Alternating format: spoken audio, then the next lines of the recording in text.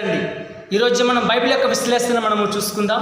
ఈ బైబిల్ యొక్క విశ్లేషణలో ఈ యొక్క లోతుగా మనం క్యానన్ని కొత్త నిబంధన కొంతమంది క్యానన్ చేస్తారు. అయితే మనం కొంచెం పరిశీలన చేసుకుని లోతుకి వెళ్దామండి. ఆ రోజు సంఘ పితరులు ఏం చేస్తారంటే సువార్తలను మరియు పౌలు పత్రికలను క్యానన్ చేశారనమాట, అధికారం తెచ్చారు.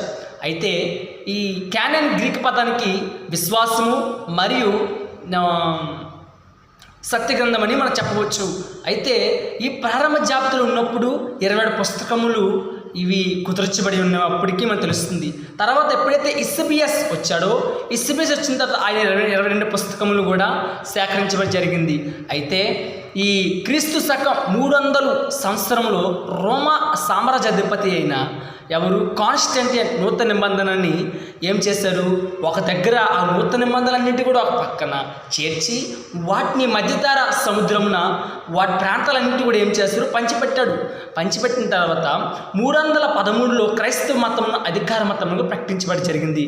అయితే క్రీస్తు శకం నాటికి 400 నాటికి తూర్పు మరియు పశ్చిమ ప్రాంతాలు సంఘములు ఏం చేశాయంటే దీని కౌన్సిలింగ్కి ఏం చేసి ఈ కౌన్సిలింగ్గా వచ్చి వాటిని ఈ 27 పుస్తకములుగా సేకరించబడి జరిగింది.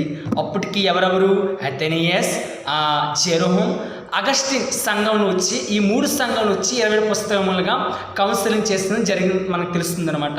తర్వాత వీటిని 397లో క్యాటిస్ సినాడ్ అనే చేత కొత్త నిబంధనలని క్యానన్ చేయబడి జరిగింది. అప్పటికి 3 శతాబ్దాలుగా ఇది ఉపయోగించబడుతుంది అనమాట. క్రీస్తు శకం 410లో జెరోము ఏం చేశాడు, లేఖనాలన్నిటి కూడా లాటిన్ భాషలోకి తర్జుమా చేయడం జరిగింది. వీటన్నిటికీ పూర్తి చేసేసరికి 25 సంవత్సరములు పట్టిందనమాట. ఇతనికి 20 సంవత్సరాలు ముగించడం జరిగింది. దీన్ని లాటిన్ వాల్గేట్ అని పిలుస్తారు. తర్వాత చాలా శతాబ్దాల వరకు ఇది ఏం జరిగింది, మూల గ్రంథముగా మలిచిబడి జరిగింది అనమాట.